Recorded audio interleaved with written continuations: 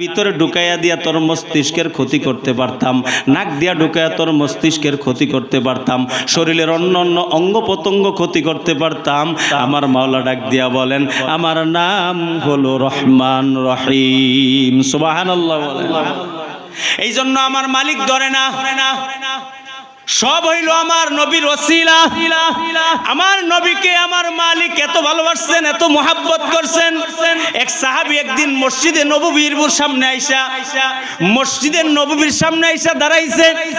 মসজিদে নববীর দিকে তাকায়া দেখে মসজিদটা এত আলোকিত হইছে, এত আলোকিত হইছে। ওরে উম্মত, ওরে আল্লাহর গোলাম, এত আলোকিত হয়েছে, সে চিল্লান মারছে, সবাই চলে আসো, সবাই তাড়াতাড়ি আসো, দেখো কিয়ামত সংগঠিত হয়ে গেছে।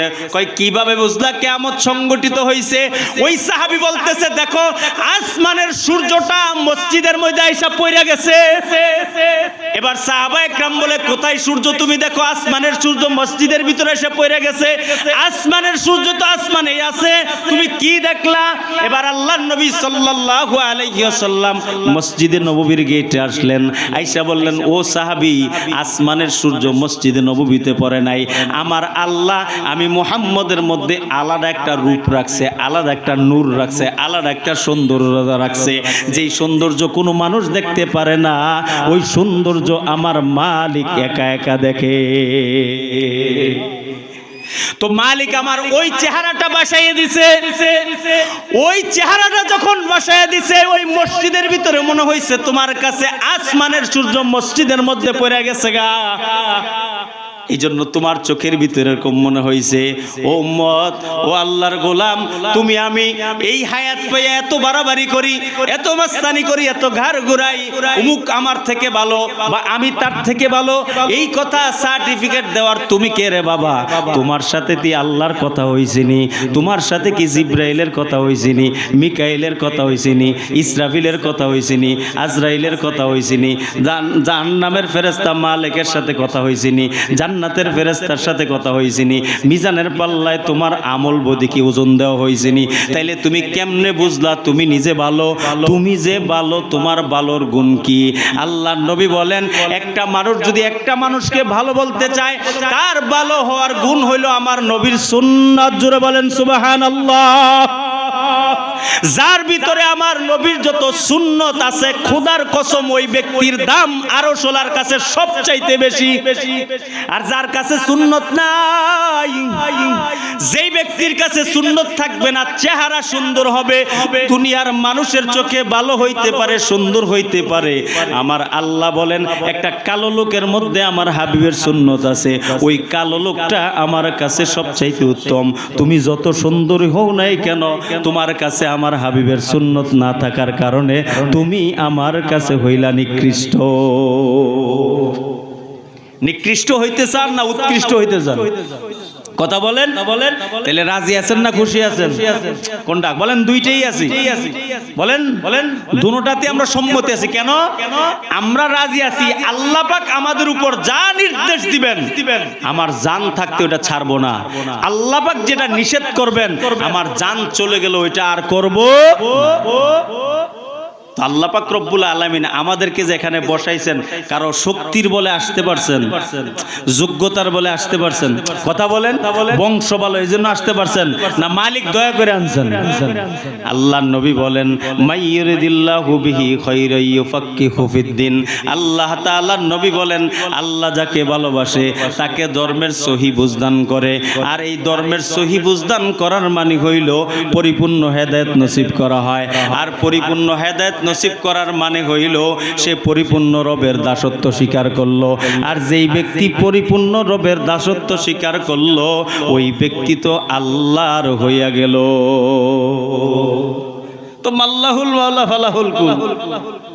আমি যদি আল্লাহর হয়ে যাইতে পারি, আল্লাহ তো আমার।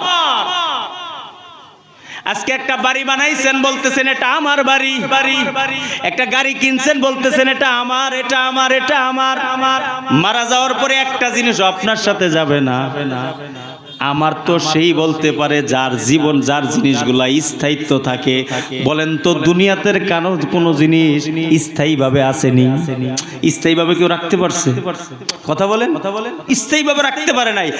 স্থায়ীভাবে যদি কারো কাছে কোনো সম্পদ থাকে, খোদার কসম করে বলছি এটা একমাত্র আমার মালিক, একমাত্র মালিকের কাছে স্থায়ী সম্পদ। আমরা সব মুসাফির, আমরা যা আছি দুনিয়াতে যত মানুষ আছি সব মুসাফির। আল্লাহ দয়া করে এই মুসাফির খানায় আমার মতো অযোগ্য ব্যক্তিকে থাকতে দিছে, এটাই তো সবচেয়ে বড় পাওয়া। এরপরে আবার আমার আল্লাহ, আবার আমার মালিক এই কপালটাকে এই দেহর মাধ্যমে, অঙ্গ প্রত্যঙ্গের মাধ্যমে গুনাহ করতে করতে করতে করতে দেহটারে নাপাক বানায় ফেলাইছি, দুর্গন্ধযুক্ত বানায় ফেলাইছি। এই নাপাক একটা দেহ, নাপাক একটা শরীর, দুর্গন্ধযুক্ত শরীরটাকে আমার মালিক দয়া করে রহমতের পানি দিয়া দোয়া মোসাইয়া আমার মতো গুনাহগারকে যদি আমার মাওলায় ওনার কুদরতি কদমে সেজদা দেওয়াইতে পারে, আপনাকে কেন পারবে না? কি আমার মালিকের ক্ষমতা আছে? জোরে বলেন, আমার মালিকের ক্ষমতা আছে। আমার মালিক ইচ্ছা করলে জাহান্নামের কয়েদিকে জান্নাতে দিতে পারে, আমার মালিক ইচ্ছা করলে একজন নামাজিকে জান্নাতে দিতে পারে অথবা জাহান্নামে দিতে পারে। আমার মালিককে প্রশ্ন করার কারো কোনো ক্ষমতা নাই, আসেনি? কেউ কোনো প্রশ্ন করতে পারবে? যদি কোনো নবী কেউ জাহান্নামে দিয়ে দেয়, কোন নবী বলতে পারবে যে ওনাকে আপনি জাহান্নামে দিলেন কেন? বলার ক্ষমতা আছে? কথা বলেন। হযরত ওমর বলেন, এ দুনিয়ার মানুষ, দুনিয়ার সব সম্পদ তুমি পাইছো, তুমি আল্লাহরে পাও নাই। হযরত ওমর বলেন, আমি কসম করে বলছি, আল্লাহর জাত ও সিফাতের কসম খেয়ে বলছি, দুনিয়ার সব তোমার কাছে আছে, ডিগ্রি আছে, সম্পদ আছে, সৌন্দর্য আছে, ব্যবসা আছে, বাণিজ্য আছে, এর চেয়ে বড় ধনী আর কেউ নাই, তুমি সবচাইতে বড় ধনী, কিন্তু তুমি মালিকরে পাও নাই। হযরত ওমর বলেন, আমি আল্লাহর জাত ও সিফাতের কসম খেয়ে বলি, বাবা তুমি এখনো কিছুই পাও নাই, তোমার চাইতে গরিব আর দুনিয়াতে আরেকজনও নাই। কারণ যে আমার মালিককে পাইছে, যার সাথে মাওলার গোপন সম্পর্ক, যেই বান্দার সাথে আমার মাওলার মারেফাতের সম্পর্ক, গোপন সম্পর্ক, ওর দিলের ভিতরে যে কি শান্তি। আমার মালিক ডাক দিয়া বলেন, আলা বিযিকরিল্লাহ, আলা বিযিকরিল্লাহি তাতমাইন্নুল কুলুব। আমার মাওলা বলেন, আমি যার সাথে মিলে গেছি, যার সাথে আমার গোপন সম্পর্ক হয়ে গেছে, আর এই গোপন সম্পর্ক হওয়ার কারণে সে আমাকে ডাকে, আমি তার দিকে তাকায় থাকি, সে আমাকে ডাকে, আমি তার দিকে চাইয়া থাকি, সে আমার দিকে আসতে থাকে, আমিও তার দিকে যাইতে থাকি, সে আমাকে ধরতে চায়, আমিও তাকে ধরতে চাই, সে গুনাহ মাফ করাইতে চায়, আমিও তার গুনাহ মাফ করে দিতে চাই, সে আমার দয়া চায়, আমিও তাকে দয়া দিয়ে দেই। ওই বান্দা যখন নাকি আমার নিকটবর্তী হইতে হইতে আমি আল্লাহ রহমতের নজরের দিকে তাকাইয়া, আমি আল্লাহ ৭০,০০০ নূরের পর্দা উঠাইয়া দিয়া বান্দার সাথে সামনে আর কোনো পর্দা রাখি না, বান্দার দিকে তাকাই এবার বলি, বান্দা যখন আমাকে ডাক দেয়, ডাক দেওয়ার সাথে সাথে আমি আল্লাহ এবার ডাক দিয়া বলি, লাব্বাইকা ইয়া আবদি, তুই এতক্ষণ যাবত আমাকে ডাকছো, এই নে আমি তোর সামনে হাজির। বান্দা এবার কি বলবা বল? এবার আবার বান্দা বলে আল্লাহ, আবার বলে আল্লাহ। এবার আমার মালিক ডাক দিয়া বলে, আলা বিযিকরিল্লাহি তাতমাইন্নুল কুলুব।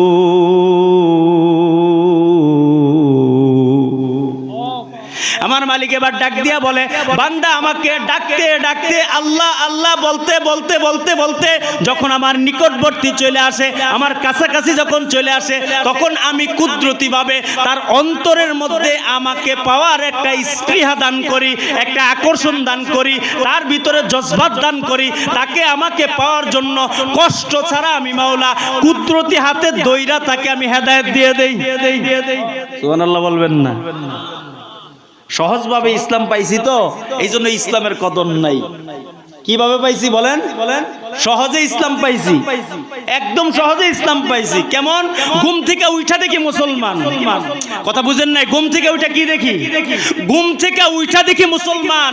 অথচ সাহাবায়ে কেরাম ঘুম থেকে উঠা মুসলমান দাবি করতে গেলে রক্ত জড়াইতে হয়েছে। সাহাবায়ে কেরামের খানা বন্ধ করে দিছে, সাহাবায়ে কেরামের বাজার বন্ধ করে দিছে, তারপর সাহাবায়ে কেরাম দিন ছাড়ে নাই, ইসলাম ছাড়ে নাই। আর আজকে সামান্য একটু দুনিয়া পাইয়া আল্লাহরে বৃদ্ধাঙ্গুল দেখায়। বৃদ্ধাঙ্গুলই তো দেখাই, সামান্য একটু দুনিয়া পাইছেন, একটু ক্ষমতা পাইছেন। এখন আপনি যে কি আপনি নিজেও জানেন কি হইছেন? কিচ্ছুই না বাবা। চোখটা বন্ধ করে দেখেন, যারা আপনাকে তাজিম করে দূরে গিয়ে আপনার বকে। যতক্ষণ আপনি খাওয়াইতে পারবেন সে আপনার বন্ধু, খাওয়ানো বন্ধ পিছনে গিয়ে আপনার ক্ষতি করবে। এটাই দুনিয়ার নেচার হয়ে গেছে। আর যদি মালিকের সাথে যেই সময়টা দুনিয়ার কাজে লাগাইছেন, যেই সময়টা দুনিয়া কামাইয়ের জন্য লাগাইছেন, এই পুরাটা সময় দেওয়া লাগতো না। আমার মালিক বলে, তুই যদি দিল থেকে একবার আমাকে আল্লাহ বলে ডাক দিতি, আমি আল্লাহ তোরে কি দিতাম না ক, আমি আল্লাহ তোর সব হাজতগুলা সহজভাবে পুরা করে দিতাম। অনেকে মনে করে যে জান্নাতের খাবার। আরে ভাই, জান্নাতের খাবার দিয়ে করবেন কি যদি মালিকের দিদার না পান?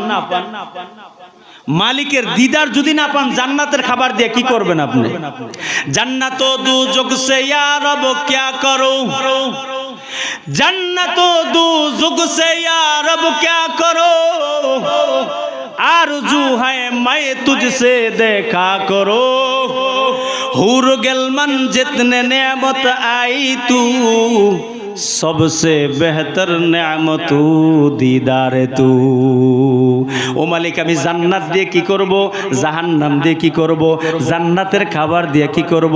জান্নাত তো আমার কাছে কোনো মূল্য নাই, জাহান্নামের কোনো মূল্য নাই, আসমানেরও মূল্য নাই, জমিনেরও মূল্য নাই, আরশেরও মূল্য নাই, কোনো কিছুর মূল্য আমার কাছে নাই। কিন্তু আমার কাছে মূল্য হইল তুমি রবের দিদার। বলেন সুবহানাল্লাহ।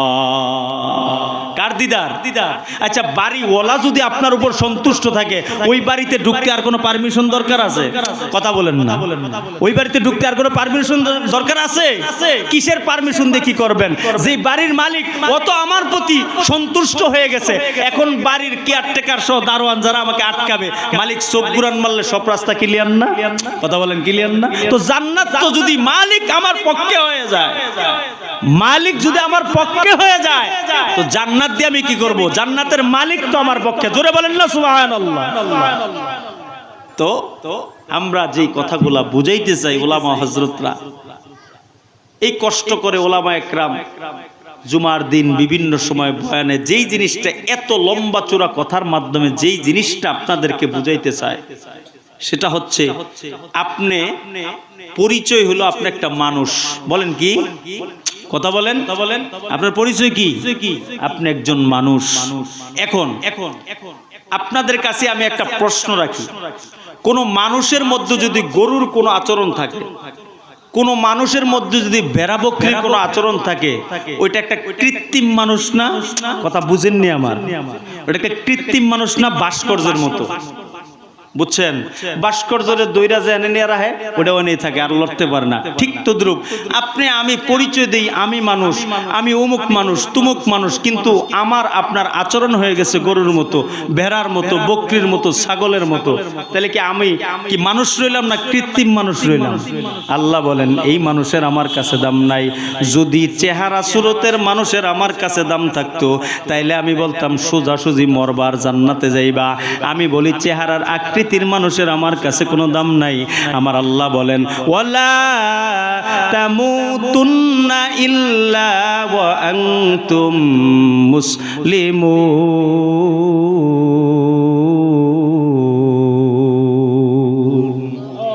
আল্লাহ পাক রব্বুল আলামিন বলেন, আমার কাছে দুনিয়ার ভিতরে সৌন্দর্য, চাকচিক্য, তোমার চেহারা ভালো, বংশ পরম্পরা ভালো, তুমি অনেক ধনী মানুষ, অনেক সম্মানের মানুষ, এটার দাম আমার কাছে নাই। আমার কাছে যদি আইসা তুমি সম্মান পাইতে চাও, মুসলমান না হইয়া কিন্তু কেউ আমার কবরে আইসো না। আমরা কি মুসলমান না? কথা বলেন না, আমরা কি মুসলমান না? তাহলে আবার আল্লাহ কিসের মুসলমান হইতে বলছে? ওই যে একটু আগে কি বলছি, মানুষ কৃত্রিম মানুষ, মুসলমান কৃত্রিম মুসলমান। মুসলমানের মধ্যে চলে সুদ, ঘুষ, বেহায়াপনা, অশ্লীলতা সব আছে। শয়তানরাও রাজি করব, আল্লাহরও রাজি সম্ভব? দুকিস্তি পর পারা দেনা চিরাজে, দুইটা নৌকার মধ্যে দুই পা রাখছেন, মাঝখানে চিরা বেড়ে যাবো না? কথা বুঝেন নাই? আপনার মানে নদী পার হইবেন, এখন একটা নৌকার মধ্যে এক পা রাখছেন, আরেকটা নৌকা আরেক পা রাখছেন, বলেন তো আপনার অবস্থাটা কি হইব? মাঝখান দিয়ে সিরিয়া ভরে যাবো না? এখন ওই আরেব বলেন, তুমি এমন অবস্থা হইছে, তুমি দুই নৌকার মধ্যে দুই পাও রাখছো, তো দুই নৌকার মধ্যে দুই পাও রাখা তো তুমি পার হইতে পারবে না, তুমি শেষমেশ কি হবে? মাঝখানটা তোমার ফাইরা যাবে। এই জন্য ওই আরেফ এই কথাটা এই জন্য বলছে, তুমি শয়তানটাও খুশি করতে চাও, আবার আল্লাহরও খুশি করতে চাও, এটা জীবনও সম্ভব। হয় শয়তানের পক্ষে থাকো, নাহলে মাওলার পক্ষে থাকো। যদি মাওলার পক্ষে থাকো, শয়তান বেজার। কি কথা ঠিক নেবে? ঠিক। আর যদি শয়তানের পক্ষে থাকো, মাওলা বেজার। সিদ্ধান্ত তোমার, তুমি কাকে খুশি করতে চাও। যদি তুমি মালিককে খুশি করতে চাও, সাহাবায়ে কেরাম মালিককে কেমন খুশি করছে? রাদিয়াল্লাহু আনহুম ওয়া রাদওয়ান, যালিকা লিমান খাশিয়া রাব্বা। সাহাবায়ে কেরাম আমার মাওলার কি পরিমাণ গোলামিত্ব স্বীকার করছে, কি পরিমাণ ত্যাগ স্বীকার করছে। সাহাবায়ে কেরাম যখন আমার মালিকের দরবারে যখন লুইটা যাইতেন, যখন নাকি নিজেকে বিসর্জন দিয়া এই কপালটা যখন জমিনের মধ্যে মিশাইয়া মালিকের কুদরতি কদমে যখন সিজদা দিতেন, সিজদাটা দিতেন আর চোখ দিয়া টপটপায় পানি পড়তেন, আর দিলে দিলে বলতেন, ও মালিক, এই মজলিসের ভিতরে যদিও অনেক সাহাবায়ে কেরাম সিজদা দিছে রে মাওলা, এইখানের ভিতরে, এই মজলিসের ভিতরে আমার চাইতে নিকৃষ্ট আর একজনও নাই।